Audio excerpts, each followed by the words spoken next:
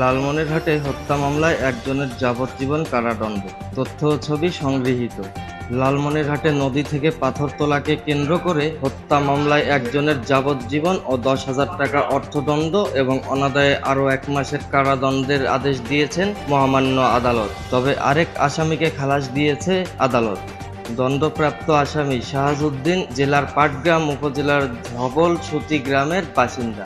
সোমবার 13 মে 2024 দুপুরে লালমনিরহাট জেলা ও দায়রা জজ আদালতের বিচারক মিজানুর রহমান এ রায় দেন।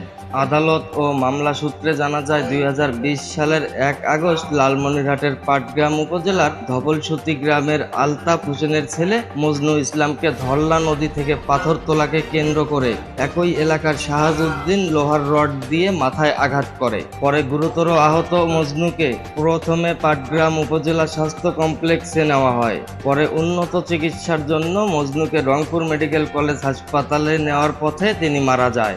এ ঘটনায় নিহতের বাবা আলতাফ হোসেন বাদী হয়ে পাটগ্রাম থানায় মামলা করেন।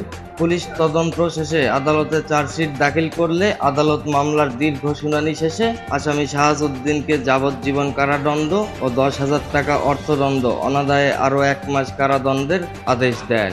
মামলার অপর আসামি রহিমা বেগমকে খালাস দিয়েছে আদালত। এদিকে এ রায়ে নিহতের ছোট ভাই মজিদুল ইসলাম লালমনিরহাট নিউজ 24 অনলাইন অনুসন্ধানী নিউজ টিমকে বলেন, 2020 সালে পাথর তোলাকে কেন্দ্র করে রড দিয়ে মাথায় আঘাত করে আমার ভাই মজনুকে হত্যা করেছে শাহাজউদ্দিন।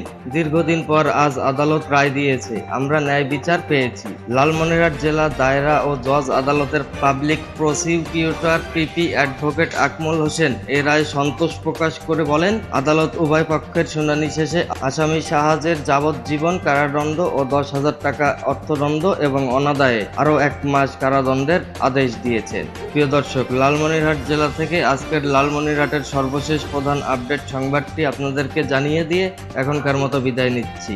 আবারও প্রতিদিনের মতো লালমনিরহাট নিউজ 24 অনলাইনে লালমনিরহাট জেলা থেকে সংগৃহীত সর্বশেষ প্রধান আপডেট সংবাদটি আপনাদেরকে জানাতে সরাসরি সংযুক্ত হব আমি শেখ আনিসুল রহমান রাজীব, লালমনিরহাট নিউজ 24 অনলাইন। ততক্ষণ পর্যন্ত ভালো থাকবেন, সুস্থ থাকবেন, সতর্ক থাকবেন, কারণ আপনি প্রতিবাদী হয়ে থাকলে যে কোনো সময় যে কোনো দিক থেকে বিপদের তীর ছুঁড়ে আসতে পারে আপনার দিকে।